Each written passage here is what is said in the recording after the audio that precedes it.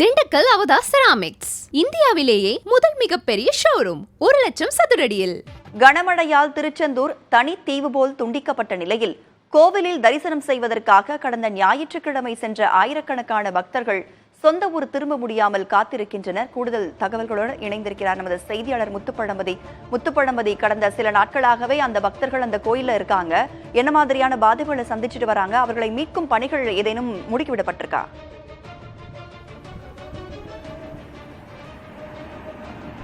ராதா, திருச்செந்தூர் கோயிலுக்கு பார்த்தீங்கன்னா சனி மற்றும் ஞாயிற்றுக்கிழமை வந்திருக்காங்க. அதாவது ரயில் மற்றும் பேருந்து, அதே போல் கார் உள்ளிட்ட வாகனங்கள் மூலம் வந்தவங்க தான் வந்து வெளியில் போக முடியாமல் சிக்கி தவிக்கிறாங்க. ஏன்னா திருச்செந்தூருக்கு வர்ற அனைத்து வழித்தடங்களுமே துண்டிக்கப்பட்டிருப்பதால் அவங்களால வெளியில் எங்கே போக்குவரத்து வெளியே செல்ல முடியல. போக்குவரத்து முழுமையாக ரத்து செய்யப்பட்டிருக்கு. இப்போ இன்று காலை தான் வந்து தனியார் வாகனங்கள் செல்றதுக்கு வந்து அனுமதி கொடுத்துருக்காங்க, ஒரு திருநெல்வேலி செல்வதற்காக. அதுவும் ஒரு குறிப்பிட்ட பாதையில். இப்போ திருச்செந்தூரை பார்த்தீங்கன்னா திருச்செந்தூரோட இந்த கோயில் ஒளிப்புதுறை காட்டுற முருகன் கோயில் அமைந்துள்ள பகுதியில் எந்த விதமான தண்ணி மேலே ஏறவே இல்லை. ஆனால் அதே நேரத்தில் அந்த கடலோர பகுதியில் ஃபுல்லாகவே தண்ணி வந்திருக்கு. வெளியிலேருந்து ஒரு தண்ணி ஒட்டுமொத்தமாக அடிச்சுட்டு வந்து இந்த காட்சிகளில் பாருங்களேன், ஒட்டுமொத்தமாக அங்கே வந்து தண்ணி ஃபுல்லாகவே இந்த கோயிலுக்கு தென்புறம் உள்ள பகுதியில் அப்படியே சின்ன சின்ன ஆறு போல அடிச்சுட்டு வந்திருக்கு. அடிச்சுட்டு வந்து அனைத்து தண்ணியுமே கடலுக்கு போயிருக்கு. ஆனால் வந்து கோயிலுக்கு மேலே, அதாவது இங்கு ஆயிரக்கணக்கான மக்கள் வந்து அந்த கோயிலுக்குள்ளதான் இருந்திருக்காங்க. அந்த மழை பெஞ்ச அன்னைக்கெல்லாம் அங்கே இருந்திருக்காங்க. ஆனால் கோயில் வந்து தண்ணி எதுக்குமே ஏறல. அதே போல திருச்செந்தூரை பொறுத்தவரையில் திருச்செந்தூரோட இந்த கோயில் அமைந்துள்ள பகுதியில் எந்த பாதிப்பும் இல்லை. கோயிலை சுற்றிய புறநகர் பகுதியில் தான் கடுமையான பாதிப்பு. இன்னும் தண்ணி நிற்குது. கிழக்கு கடை சாலை உள்ளிட்ட அனைத்து பகுதியிலும் தண்ணி நிற்பதால தான் அந்த போக்குவரத்துல சிக்கல் ஏற்பட்டிருக்கு. இப்ப நம்ம கூட வந்து இந்த கோயிலுக்கு சனி ஞாயிற்றுக்கிழமை வந்து இன்னும் ஊர் திரும்ப முடியாம இங்கே காத்திருக்கிறவங்க இருக்காங்க. அவங்கள்ட்ட கேட்போம், ஐயா இப்ப நீங்க எப்ப வந்தீங்க, எந்த ஊர்ல இருந்து வந்திருக்கீங்க, உங்களுக்கு ஒரு என்ன மாதிரியான மனநிலை இருந்துச்சு? இப்ப வந்து 4 நாளா மாட்டிக்கிட்டோம், போக முடியல, என்ன மாதிரி மனநிலை இருந்தது? மயிலாடுதுறை மாவட்டத்திலேருந்து வந்திருக்கோம். நாங்கள் ஞாயிற்றுக்கிழமை அன்னைக்கு வந்து தங்கணுங்க. 3-4 நாள் ஆகுது. ராஜில் தான் தங்கியிருக்கோம். 2-3 நாளாக கரண்ட் வசதி கிடையாது. இன்றைக்கி தான் கரண்ட் கொடுத்துருக்காங்க. போக்குவரத்து வசதி இது வரைக்கும் இல்லை. இதுக்கப்புறம் என்ன செய்கிறாங்கன்னு தெரியல.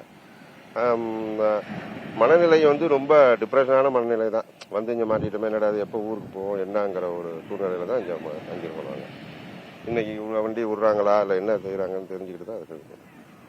ஐயா, இப்போ மன நிம்மதிக்கு தான் நம்ம கோயிலுக்கு வழிபாட்டுக்கு வர்றோம். அப்படிப்பட்ட சூழலில் இது போல பேரிடர் தவிர்க்க முடியாது. இந்த பேரிடரில் நம்ம வெளில போக முடியாத சூழலில் உங்களோட மனநிலை எப்படி இருந்துச்சு? குடும்பத்தை நினச்சி எதுவும் ஃபீல் பண்ணீங்களா? வீட்டில் தொடர்பு கொண்டு உங்கள்ட்ட பேச முடிஞ்சதா? கண்டிப்பாக பேச முடிஞ்சது. பேசணும். சில இது கரண்ட் கட்டுங்கிறதுனால சிக்னல் கிடைக்கல, டவர் எதுவும் இல்லாமல் ஒரு நாள் ஃபுல்லாகவே எங்களுக்கு எந்த இதுவும் வாய்ப்பு கிடைக்கல. திரும்பி மறுபடியும் டவர் கிடைச்சிது. அதுக்கப்புறம் வீட்டு தொடர்பு கொண்டோம். அவங்களும் என்ன எது எப்படி இருக்கீங்க, நல்லா ஒரு மனநிலை. இறைவனை தரிசனிக்க வந்த இடத்துல இப்போ ஒரு சூழ்நிலையில் ஏற்படும்போது எங்களுக்கு மன ஒரு இதாக தான் இருக்குது. இருந்தாலும் இறைவனை வேண்டிட்டு நல்லபடியாக அமைக்கிறோங்கிற கண்டிஷனில் இருக்கும். ஊர் கிளம்பலான்னுங்கிற இடத்துல இருக்கிறோம். ஐயா, இப்போ இங்கே 4 நாளாக இங்கே தவிக்கிறீங்க. இப்போ கோயிலில் வந்து அன்னதானம் வழங்கிட்டு இருந்தாங்க, பார்த்தோம். தொடர்ந்து வந்து அன்னதானம் வழங்கினாங்களா? உங்களுக்கு உணவு தட்டுப்பாடு இல்லாமல் எல்லாருக்கும் கிடைச்சதா? ஏன்னா எவ்வளோ பேர் மொத்தம் இங்கே இருந்திருப்பாங்க, அவங்க அனைவருக்குமே சாப்பாடு தட்டுப்பாடு இல்லாமல் இருந்ததா? எல்லாருக்கும் சாப்பாடு கொடுக்குறாங்க.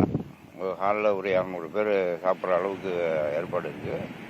விரும்பப்படுறவங்க சாப்பிட்றாங்க. கையில் காசு உள்ளவங்க ஹோட்டலில் சாப்பிட்ணுங்கிறவங்க ஹோட்டலுக்கு போயிடுறாங்க. அன்னதானம் தட்டுப்பாடெல்லாம் கிடையாது. தங்குமிடம்.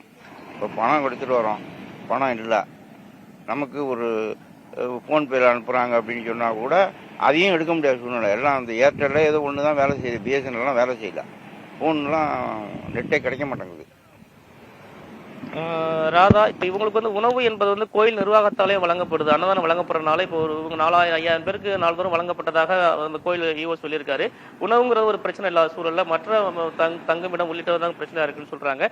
இப்போ நம்ம அதிகாரிகள்கிட்ட பேசும்போது இன்றுக்குள்ள வந்து படிப்படியாக இங்க உள்ள மக்களை வந்து திருநெல்வேலி வழியாக அனுப்புவதற்கு நடவடிக்கை மேற்கொள்ளப்படும் சொல்லியிருக்காங்க. இப்போ 4-5 நாட்களாக இங்க உள்ள மக்கள் வந்து இன்று சொந்த ஊருக்கு அனுப்பப்படுவார்கள் என்று தெரிய வந்திருக்கு. ராதா, புதிய தலைமுறை இதனை பதிவு செய்திருக்கிறது.